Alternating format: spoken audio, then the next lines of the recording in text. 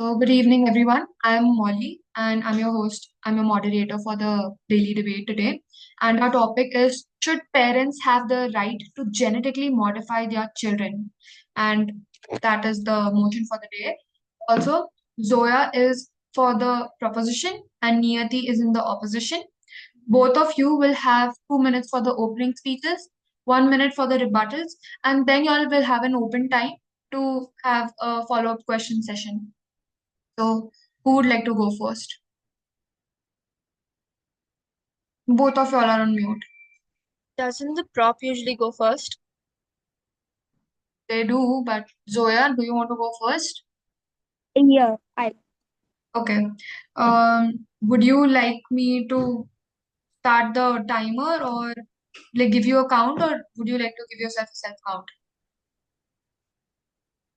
you just start timer. Okay. Starting in three, two, one. Good evening, everyone. I, Zoya, would like to talk on the favor of the motion on the topic. Should parents have right to genetically modify their children? See that modification can educate the plague of humanity. Imagine a world where parents don't have worry about the passing through the abilities conditions Zoya, to their children. I'm sorry to interrupt, but you need to go a little slow because since it's electronic medium, I'm not able to hear you very clearly.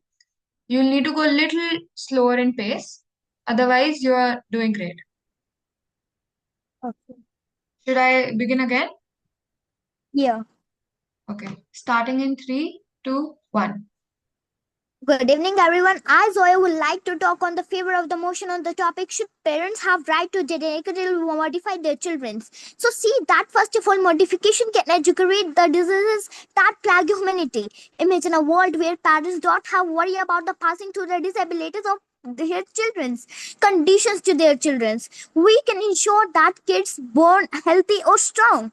But it's not just about preventing diseases. It also enhances human potential. Imagine children born with improved intelligence, increased physical abilities, and enhanced immune systems. This can also lead to the better life of increased opportunities. You can see that our parents help us to do us everything unsafe, but the truth parents is already make decision for the impact of their lives. We choose that their education, nutrition, and healthcare should be better. Genetic modification is also the tool that can help us to inform decisions by the well-being of their children. I want to see that the abilities that can enhance the systems, these can lead to the better quality of life, increased opportunities, and more productive society. Some might argue the genetic modification is playing God or the handsafe, but truth is parents already make the decisions for the life of their children's life. We choose the education bestest for the lives of their children. The parents do that. In conclusion, I want to see that parents should have the right to modify their children. This right coupled with the significant oversight and ethical guidelines. The significant advancement is human health and potential.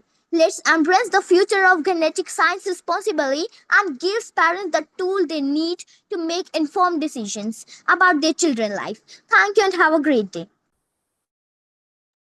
That was great, Zoya, but I'll tell you a few things. A few of your points were unnecessary, which shouldn't have been included in this debate since the topic is different, and the points you mentioned weren't actually adhering to the motion. However, we will have Niyati's stance now. Niyati, would you like Yeah, to, I'll give you a self count. I'll give you a self count. okay. All right. I'll start in the backward count of three, two, and one. Good evening, everyone. I am Niyati Mehndiratta, and today I stand in firm opposition of the motion that parents should be given the right to genetically modify their children. I'll begin with the term definitions, which the proposition has completely forgotten to do.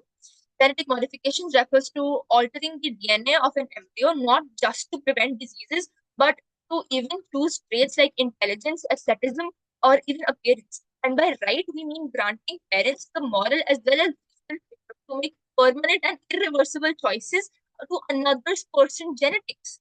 My key argument here is that we do not fully understand the long-term impacts of altering the human genetics. Genes do not exist in isolation. They interact in complex ways, some of which humans don't even know yet. They work like a web, not like a switchboard where you can just turn stuff on and off.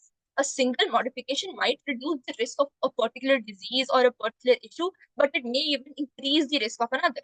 In one case, editing mice to boost memory accidentally increased their stress responses. So imagine you edit the genes of your child and they may get full marks in their math test, but they might also develop anxiety because the brain never learned to let go. Is it actually worth it? Giving parents the right is not careful progress, it's guesswork with the consequences unknown.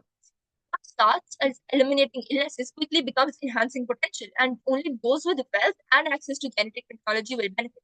It is creating a world where privilege is literally written into our DNA, where inequality becomes biological, not just economic.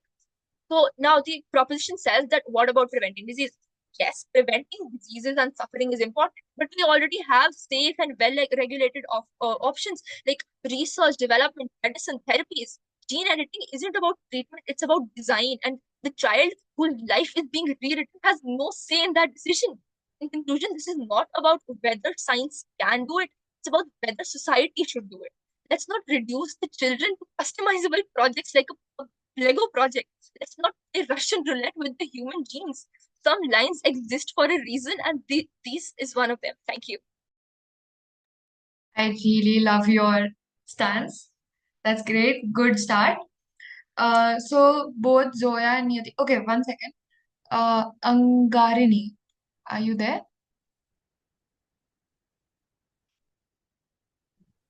Can you hear me? Yes. So Angarini, you've joined in a bit late, but would you still like Yeah. to participate in the debate? Actually, I just saw the motion, so I just need some time. That's what. Okay, but we've already started and they've already given their opening statements. What you can do is you can spectate today and maybe you can join in again tomorrow. Yeah, sure. Like, I would love to hear it today. Yeah, sure. You are allowed to stay here. Thank you so much. So Niyati and Zoya, you all have completed the opening statements round. Now I would like you all to begin with the rebuttal round. You all can give your rebuttal speeches. Zoya, you can go first.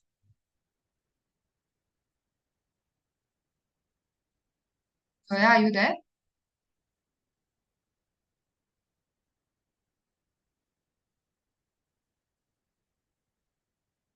Zoya?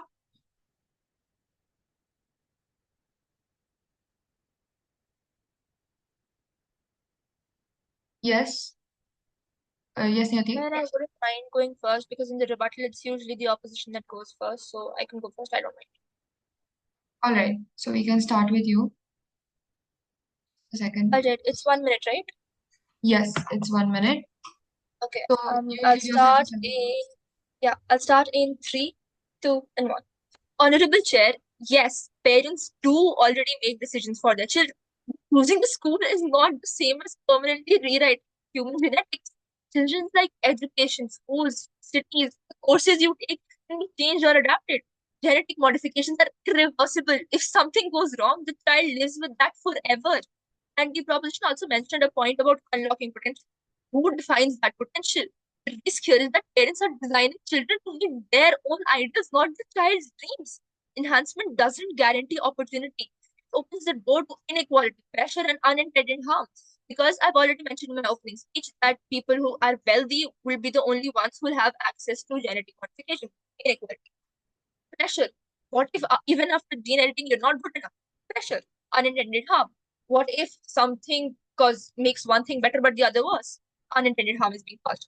So giving a child the best chance shouldn't mean choosing their identity before they're even born. Thank you.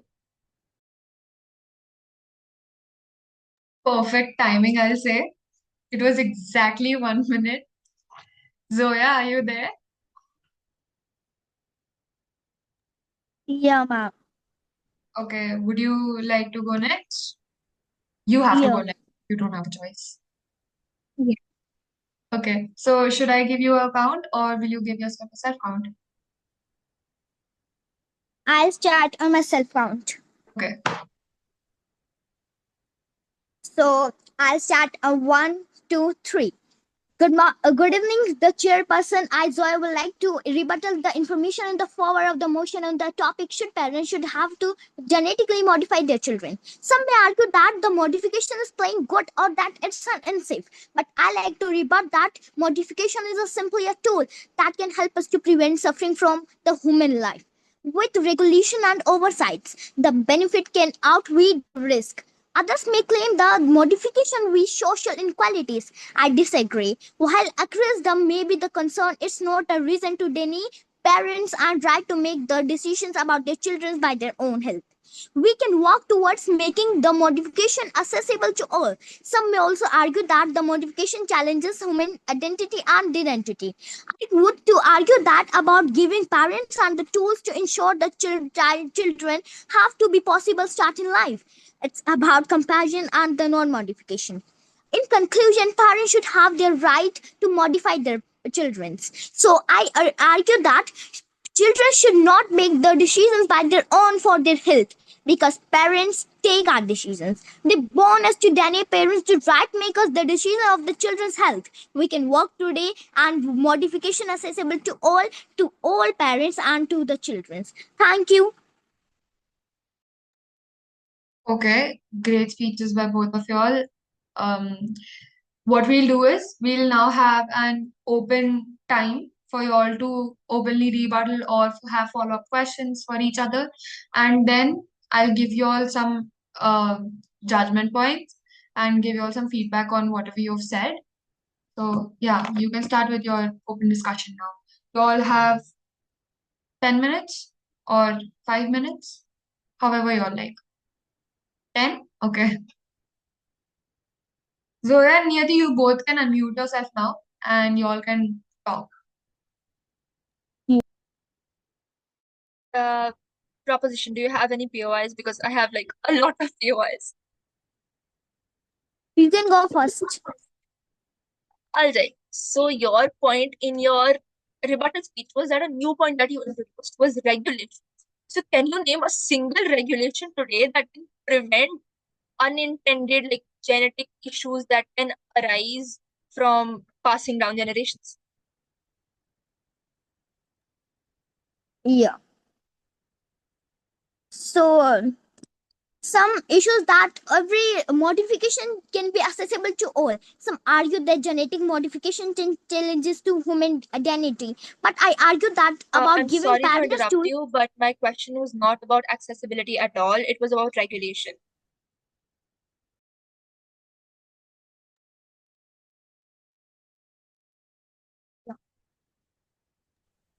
I can repeat my question if you want me to.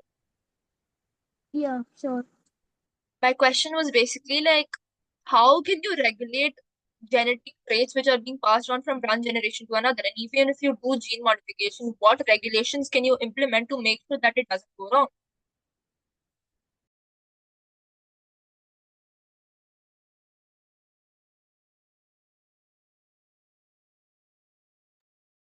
Yes.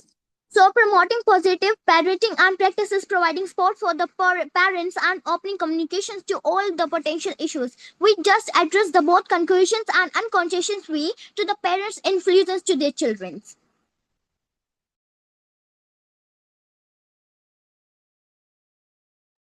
Okay, Zoya, would you like to ask some questions to Niyati?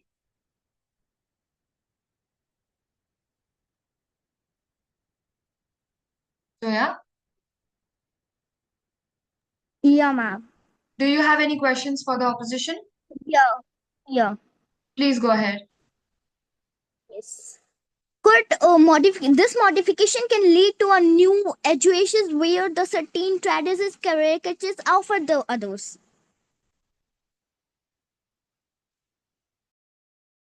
Uh, Zoya, can you please repeat your question? Yeah. My question was, could these modifications can lead to new the generation that you said in your speech that the children should be held on their trees to the crickets. Zoya, can you please type But like, your question in I the chat? that question was more like a statement than a question. It is. Zoya, can you please put your question in the chat box? Yeah, ma'am.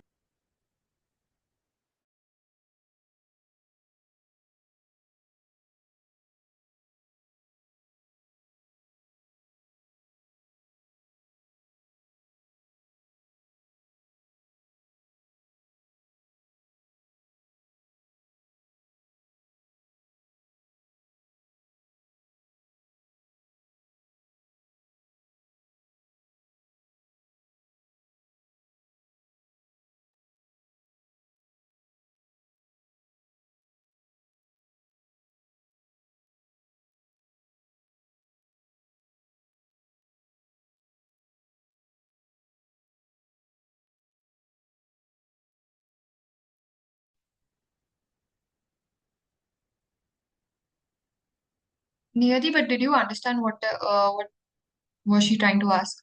Okay. I think it was something about how genetic modification can lead to new generations and something. I don't That know was what the that first part. That was Yeah. the first part. Yeah. that part. Zoya, are you typing it in the chat box? The question?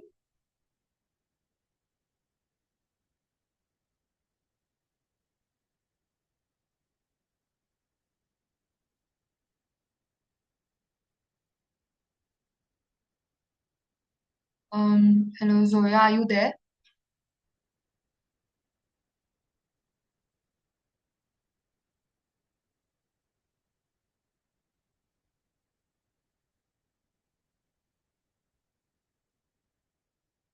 If in case you're not able to unmute yourself, can you please let me know? Okay, she sent the question.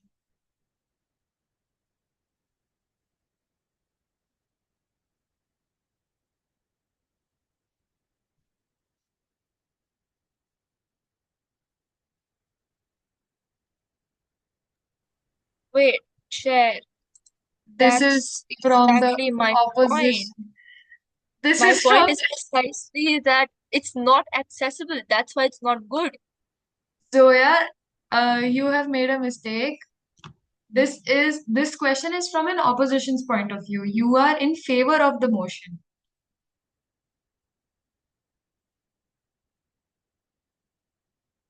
Zoya, are you there? If you still want me to answer, I can. How are you going to answer this? This is literally your stance. I mean, it's helping me, so it's not a This is problem for me. supporting you. Yeah, exactly. So it's not a problem for me because I've already talked about this in my speech. We'll wait for Zoya to unmute for a minute. Zoya, are you there? Listen, the question you have put is from an opposition's point of view.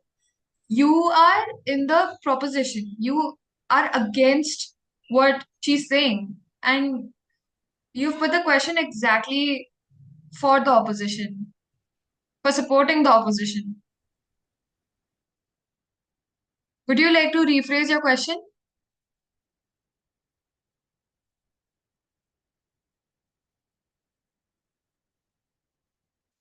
I think. Please do so.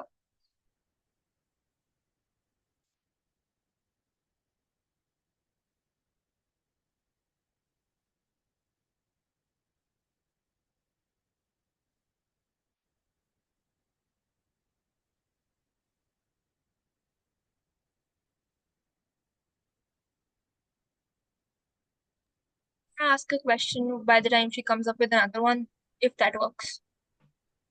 Sure, it works, but I am okay. Zoya, are you there? It's okay if you can.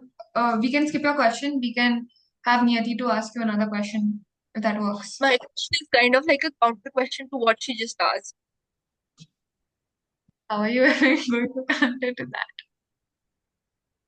Okay. Zoya, Proposition are I you there? asked. Yeah, you go ahead. You can ask your question. So my speech was all about how it is inaccessible, how we don't know the long-term impacts. And the proposition speech was how we can make it accessible. So when we talk about making something accessible, Even in today's scenarios, life-saving treatments aren't accessible to everyone. What makes you think that designing genes, which is something completely unnecessary, will be made accessible to everyone? Zoya, would you like to give your answer to that question? It's a pretty good question, I'll say.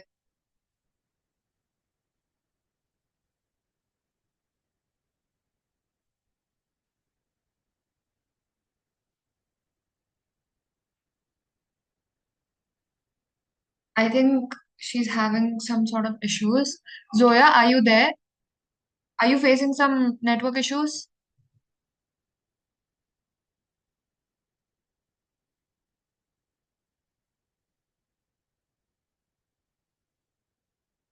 If you aren't able to answer, I'll have to stop the debate and finish it right here. We need you to answer, at least in the chat, if it's possible.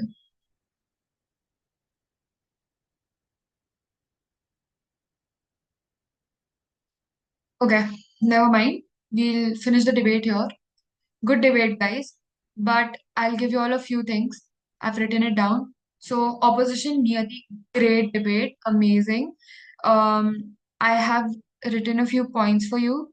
Your opening was very strong moral framing, and your analogies were correct and were in depth, which I really like because this is a topic mostly people would go for the opposition, but still mess it up. And I really like the points you took up. And the places where you need improvements is you need to tighten your structure a little bit and avoid using repetitive stances. So I found out that some of your points were repeated. Just avoid those so that you can, if you don't have enough points, you can emphasize on the points you already have. Okay. And also, timing was perfect. Everything was good. I think good speech. I really enjoyed it. And Wait, I have for, a doubt. okay. Because in majority of the daily debates that we do, the chair usually says that you're supposed to be logic heavy and not use statistics. So I didn't use any like explicit statistics, even though like the mice thing was a study from 2018. I did not state it explicitly. So should I add explicit statistics? See, including a little statistics is fine because you're speaking, right? Unless you have a presentation for it, it's great. But since you're speaking, we try to avoid a little bit of stats. But if you are able to explain it well, if you know that you will be able to explain it well, then you can go for it. But try not to make it a very number heavy sort of. Yeah. So like no, because this time I did not use any explicit statistics. The one I think yes I only used one, and that was also like I did not state it out loudly that it's a study in 2018 that mice were more anxious and all of that. I just like said it as a point. That is good. Like that is a soft launch kind of a thing that works. But using heavy statistics will actually confuse the other debaters. So and see, the point is that when you use statistics, first of all, you need to be 100% sure that your stats are right. Because if your stats are wrong, then you get the wrong points. So yeah. Second thing, your rebuttal was great. It was a clear tone, great rhetorical questions. I love that. Just improve on smoother phrasing and more examples. Giving more examples will fetch you more points. Examples in like analogies sense or like just stating explicit example See, like so for example, for this topic we had today, you could include like examples such as you could make up your own example. It does not actually have to be like a real life example, but an example which will help people understand what you're trying to clear out, what you're trying to speak up for. something of an analogy with daily life. Yeah, you can include that. You can create your own examples at the point as well, at that same point as well. And for Zoya, the proposition, Zoya, you were great again. But the thing is, your stance wasn't very clear. It lacked clarity, and you included more of uh, you were defending the parental rights. you were actually a little diverted from the actual motion. So you might lose points over there because you weren't actually stating points for the motion. You got a little diverted to that, and you were a little too, fast and conceded too much. You need to like lessen that a bit so that the other speakers understand what you're trying to clear on your stance. I don't think Zoya's here. But okay. Also, if I have to give you all points, Niyati, out of 5, you'll get 4.5 today. I really like your speech. And Zoya, you have gotten 3.5 out of 3.5, yeah, out of 5. Great speech, y'all. I actually enjoyed the opposition. So I feel like this was